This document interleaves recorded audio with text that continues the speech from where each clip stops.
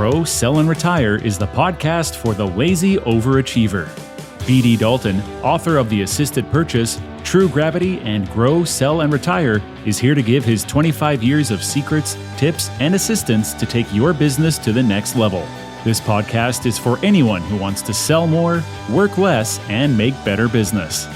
Now, here's your host, BD, with today's GSR podcast.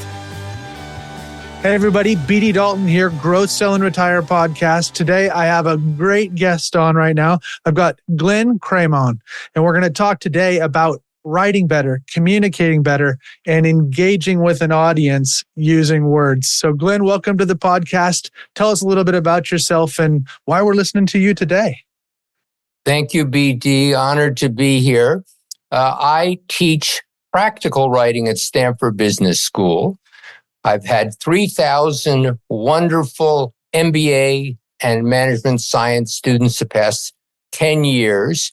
And before that, and still for 37 years, I've been an editor and sometimes reporter at the New York Times.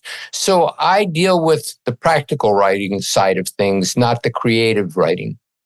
So really getting into the facts and figures and bringing those to people, or is that a good representation of it? Yes. So my most important message to the students is you want to make yourself one in a million. And this is true of SMB, owners and managers. How do you make yourself one in a million rather than one of a million? And good writing has a lot to do with that. I think that's really good. That's really cool with the of and with one simple 2-letter or 1-letter word that you can change the entire meaning of a sentence. And I think that becomes amazing, especially, and I kind of lean into this in our 280 character words, all this texting in short form, and you can't exceed this amount of things. What have you seen that's really changed in our communication and our communication style in this small text box world over the last 5 years, especially since COVID? BJ, I love to use the example of dating. So here's how things have gone backward. In the old days, you broke up face to face or with a long handwritten letter. Then the past century, maybe you broke up using the telephone. The past 30 years, emails. The past 2 decades, it's become text message. And now increasingly, we often ghost people, no communication at all. And that drives me crazy. So I tell my students the story of how a woman I had planned to marry broke up with me. And I said, this is the way to do it. I texted her asking if she could get together for coffee on a Tuesday.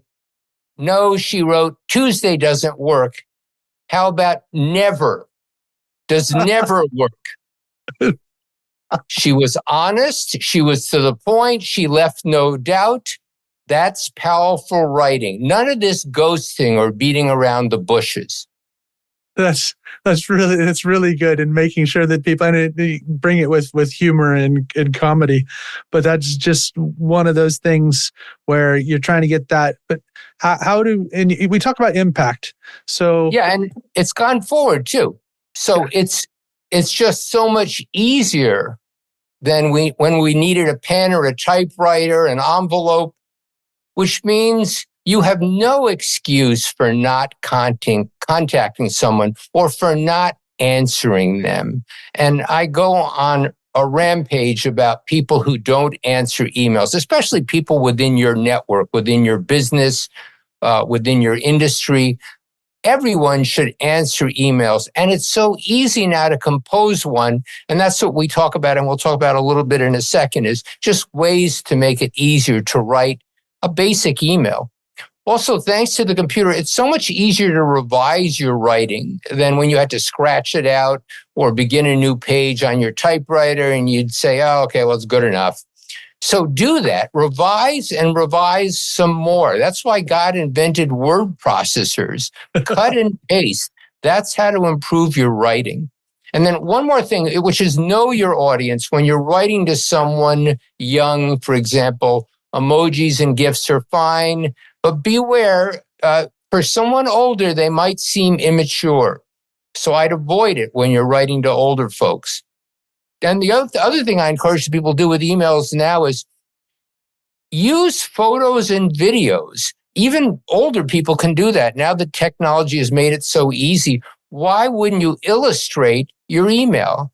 For example, if you're meeting a celebrity or you met somebody important, take a selfie with them and include it when you're writing back to them afterward and say, hey, we met the other day. Here's a selfie of us. Most people are honored to be in selfies.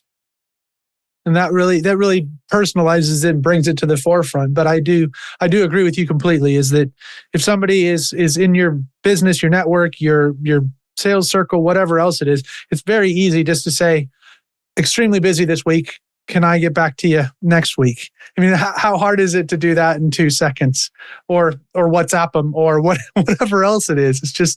It's pure humanistic communication. And I always say, BD, that when you don't answer emails, people think of you as either aloof and distant, or worse, as overwhelmed. You don't want people to think of you as overwhelmed. If you do answer emails, they think of you as warm and on top of your game. And so when you're looking at these really impactful communications, one of my words that is kind of my pet peeve is when I'm dealing with business owners and they say that they're busy. That's my pet peeve. Just because, like you said, busy to me means overwhelmed and you don't know how to handle your life. Engaged or too many things that I'm doing, but busy just means you don't have your life in order, which is scary in business. So what are some of your pet peeve words that you see people right now that are people are hanging themselves up on? Well, here are some of my favorites. Beginning an email with "Hope you are well." Yes. I ask students, raise your hand. You got to be honest in this class. If you begin an email with "Hope you are well," and typically 70 or 80% of the students raise their hand. And I said, that's the problem. You're making yourself one of a million. Everyone does that. When ChatGPT begins an email for you, it begins with "Hope you are well." Why? Because ChatGPT synthesizes what a million people do and says, okay, if a million people are doing it, I'm going to do it. Avoid "Hope you are well." It's a cliche. It's implied. Make yourself one in a million in everything you write. "Hope you are well" wastes space, particularly for those in a hurry reading on phones. And I think most of us now are reading most of our emails on our phones. If you want to begin with such a greeting, at least be more clever. During the pandemic, I heard people say, "Hope you are feeling positive and testing negative." That's just right for a pandemic, and it makes you one in a million. And another pet peeve I have is starting slowly before getting to the point. My boss at the New York Times used to call this type of writing organ music before the church service begins. Start fast, get to the point. As my students from the military say about responding to an officer, bottom line up front, BLUF. It's a sign of respect not to waste an officer's time. And I say, you don't want to waste an officer's time. You don't want to waste anybody's time. So get to the point fast. Those are awesome, because those are definitely. How about closing? So throughout the opening, if you're in business emails, are you a sincerely all the best sort of, or just Glenn? So glad you asked that, BD. I think what sinks in most in my teaching is my advice to close an email with something that makes the reader smile, if not laugh. So, for example, just as you said, when I'm signing a letter, if somebody's done me a huge favor, I will finish not by saying thank you or sincerely. I'll finish by saying, thank you, my queen, if it's a woman, or thank you, my king, if it's a man. It's just unusual, and it makes them smile. Also, BD, the PS, the PS at the end of an email, that can be your secret weapon to amuse the reader with something they'll find funny or touching. You want to make them smile and leave your email feeling good about you. And the best way to do that is to tell them something that either makes them smile or laugh, or that makes them go, "Aw, thank you for knowing that about me." So when you're looking at these things and you're taking your time in your overall communication, you say go back and kind of edit. So when you're looking at an email that you want to get somebody to make impact, how many times should I be looking at this again? Kind of reviewing, not just going at it and saying, okay, that's one, click send. A great question. So you want to look for two things in your email. Does it display competence, meaning you're impressive, I'd like to work with you? And does it display warmth, meaning, hey, I'd like to have a beer with you? Life is too short. People want to work with people they like. And so you need both warmth and competence. You need to be concise. So when you're rereading your email, just ask yourself, do I make my point and show why it's right, showing competence? Number two, do I make them smile a little bit? And it often has to do with knowing something about them. Not, oh, I hear you've been divorced 9 times. Something that will make them say, hey, how'd you know that? Yeah, that's true. I do love that rock group, or I do love that sports team. Or yeah, I grew up in Wisconsin. How'd you know that? And then they immediately want to talk to you because they said, oh, this is not just a worker bee. This is a colleague. This is a person I would enjoy the company of. And then finally read it again and say, is this concise enough? And try to cut the email in half. You'd be surprised how easy it is to cut your email. I believe in that so much. Well, it's the old Winston Churchill. Is it? Well, I didn't have time, so I wrote a long letter. Or whatever his quote is. It's just you're wasting other people's time. It's credited also to Mark Twain, although I'm not sure who really said it, but is if I had had more time, I would have written a shorter letter. And it's true, because it's really hard to condense your writing, but it's a sign of respect to your reader that you took the time to do it. And it makes it personal. It makes it feel better, especially because we read so many emails a day. I mean, I know you probably receive 100 a day at least. And it's just like, how do you make it through all of those? So you're really getting to that point, and people just want to know where you're going to. So some of the things that you're talking about and making us more, and you've given us a huge amount of list already, but the things that you're seeing right now, if we bring ChatGPT into it, and like you say, these large language models are taking us and just synthesizing all this stuff that you and I and everybody else in the world and the New York Times, however that thing's going, where it's saying, here's all the stuff that's been put out in the world. How many times does this reoccur? How are you seeing that people are using it effectively to still be creative and not just abusing it to plagiarize? And I do, BD, encourage people to use ChatGPT. It's a miracle. I just finished working on a book, and I use ChatGPT every day for research. So that's the difference. ChatGPT shouldn't be your writer. It should be your writer, your researcher, and it should give you ideas. My former student, Nick Chow, who's an expert on AI, says, just pretend when you use ChatGPT that you have a staff of 500 semi-competent interns. So much of what they give you is dreck. But every so often you see something and think, man, that's a really good idea. I'll use that. Any of you who have ever tried ChatGPT to write subject lines, it's fabulous. it gives you a bunch of losers and then one that you think, oh, that's close. I like that. And then you ask GPT, give me 10 variations on this one good one. And then it'll give you 10 more in seconds. And then ultimately you're going to find a really good one of which you would not have thought on your own. So I say to students, use ChatGPT for research, for ideas, but first of all, you have to confirm the facts it gives you because number one, it hallucinates, just makes stuff up. You've all heard of stories about ChatGPT inventing things. So you need to confirm what it gives you or you get in big trouble. And I tell them, remember, using ChatGPT is kind of like driving a Tesla.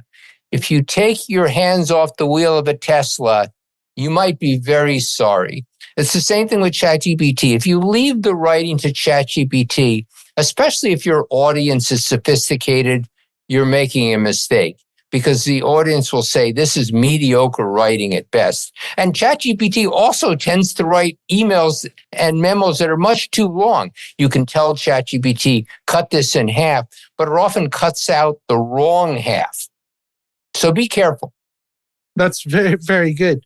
So you're right now, some of the writers that are out there and people that you're reading and things like that and seeing, who are some of your favorite impactful writers currently? So I'm actually going to start with a speech. People write speeches. Yes. And Stanford University has an annual commencement. It's coming up this weekend. And my favorite Stanford commencement speech ever was by the actor Sterling K. Brown, whom many people know from This Is Us and from more recently American Fiction. He's a fabulous actor. And he demonstrated in his commencement speech at Stanford what I emphasize most. And the first rule always is know as much as you can about your audience and exploit it. Then you can make them laugh and cry and act on what you're saying and do what you're saying. So when Sterling came to Stanford, he studied his audience. He knew that while graduation celebrates the students, the real celebrities are the parents who work their butts off to get their kids into Stanford. And so they're actually an even bigger audience at graduation than the students are. There's 2 or 3 times as many parents and cousins and grandparents. So right at the start of this commencement speech, he knew his audience. He told the parents that his goal, because they hadn't heard of him, he was an actor young people know. He told the parents his goal was to make them say, what a nice young man. I think I'll go home and watch his show. And the parents roared. He had loosened them up and he'd made them understand, I know you're out there. I know who you are. I know your parents. I respect you. So that's the largest circle of people. Then he goes smaller. The second largest constituency in that Stanford audience was the thousands of students themselves who were graduating.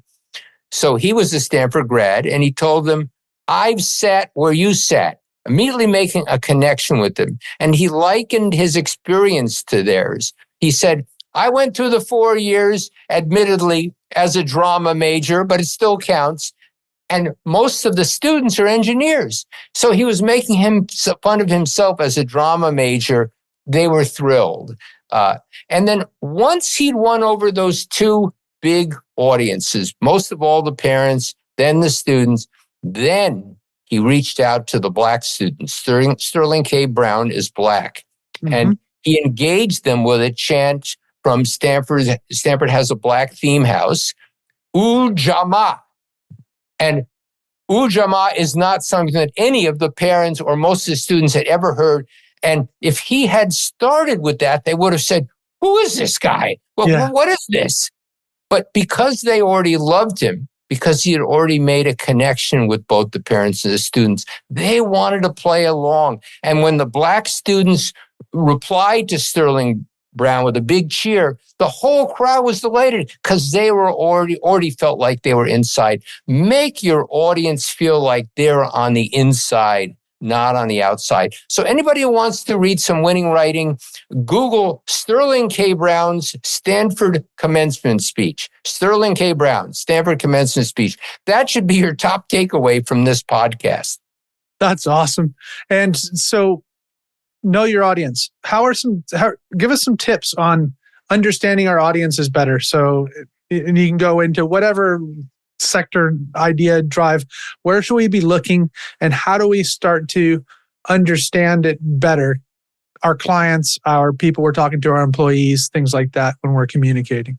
Great question, BD. First, this is why God invented LinkedIn. I don't use social media, but I do use LinkedIn. At the minimum, most people have LinkedIn profiles or something comparable on the web. Just look them up. You'd be amazed at how few people do that. So even knowing where they worked before or where they went to college, and often people will put on their LinkedIn profiles, and I think they should, their favorite hobbies, their favorite musical groups, what they do in their spare time, who their favorite sports teams are. That way you have a way to connect with them that makes them smile. Hey, how'd you know that? Well, most of the time they'll figure out you looked it up on their LinkedIn, but they're flattered that you took the time to know something about them. The other thing you can do is often do your homework, do some networking. You see on LinkedIn who their contacts are who are shared with you. So just look at the contacts and think, oh, he knows this person too. I'm going to contact this person and say, what do you know about this other person I'm trying to reach? And you'll often get a nice story, something touching or something funny, and use that. It's like anything else, work the room. I always say, you're so focused on sourcing the company, source the people too. Because the company's made up of people. The business is owned by a person or people or shareholders or whatever it is. Those people just want to make money or, serve the world or serve clients, but it's still a commercial entity. So here's a bit of a fun one. And we've had a little bit of a conversation about it, but if you could edit one historical document to make it more impactful, which one would you choose and why? Okay, let me think about that. There are so many fun ones. So I'm going to give you two examples, I think, BD. So the first is unnecessary words drive me crazy. So the adverb, words like currently and absolutely, words that end with ly. We use them all the time when we're speaking. I urge students to avoid them when they're writing. And I use Dickens to illustrate. I add unnecessary adverbs to his opening in Tale of Two Cities. I said, imagine Tale of Two Cities with adverbs the way we use them. It was happily the best of times. It was unfortunately the worst of times. You don't need to say happily or unfortunately. You don't need to say tragically the train wreck killed 100 people. It's implied that it's tragically. Donald Trump uses adverbs often. For example, he said, we will totally destroy North Korea. And for his audience, destroy implies totally, you don't need it. But for his audience, and I tell the students, he's a terrific speaker because he knows his audience. Totally destroy sounds worse than destroy. So, okay, when you're speaking, but not when you're writing. And the other thing I do is to show the value of simple, concise writing, I edit Ralph Waldo Emerson. So here's how Emerson put it. There is no beautifier of complexion or form or behavior like the wish to scatter joy and not pain around us. And I say, okay, that's lovely, but most people won't absorb something so complicated. So simplify it. How about just scatter joy rather than pain? It's healthier. It says the same thing, much more simply, much more concisely. That's awesome. So if there was, you've given us huge amounts of things. So is there anything else that we would want to take away about impactful communications, especially since you've seen, you also work, New York Times and doing stuff. You've seen a huge change and a pivot in how people are consuming information. Like you said, on your phone versus in a newspaper, headlines on a website versus blah, blah, blah. So how are you guys competing against the eyeballs of every other online communicator out there? By speaking more succinctly and more simply, by avoiding convoluted jargon. Many people you deal with in the business world never learn the jargon that is popular in places like Silicon Valley or Wall Street. And then when they hear you use it, they look at you funny. So I know some people think complicated words and sentences make them sound smarter. They don't. Remember the words of the great writer Kurt Vonnegut. I trust my writing most, and others seem to trust it most, when I sound most like a person from Indianapolis, which is what I am. So I say, why say utilize when you can say use? Why say incentivize when you can say encourage or motivate? People outside Silicon Valley and Wall Street may not know what incentivize means, and they're not going to trust you as much. This is what Donald Trump has figured out, is that his audience doesn't like words like incentivize and utilize. And I bet even the most educated Americans have no idea what ideate means. I had never heard that word until I came to Silicon Valley. It means improve upon. And Silicon Valley, where I am right now, does boast some of the worst offenders. A friend of mine compiled a list of his favorite nonsensical jargon. And here's an example.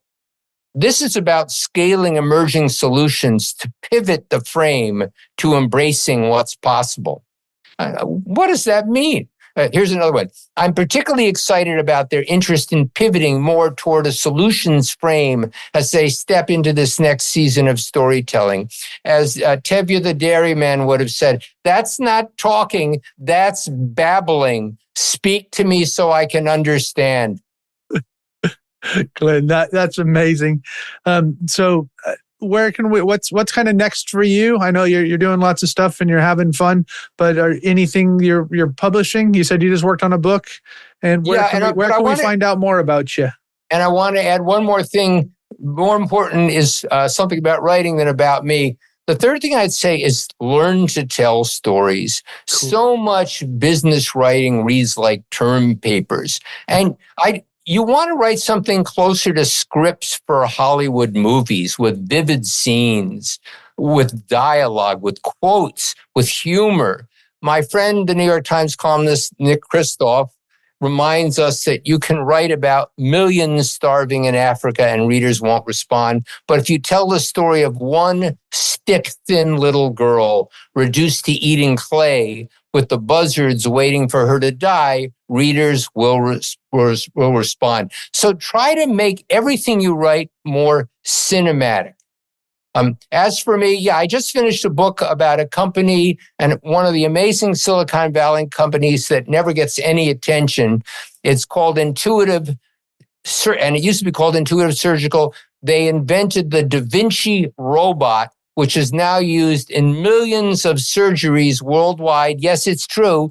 Your doctor is no longer laying hands on you. She's in the corner operating the robot. It looks like she's playing a video game. So that was my latest deed. That's very good. And we can find you on LinkedIn. You said you're on LinkedIn? I am on LinkedIn, yes. Very good.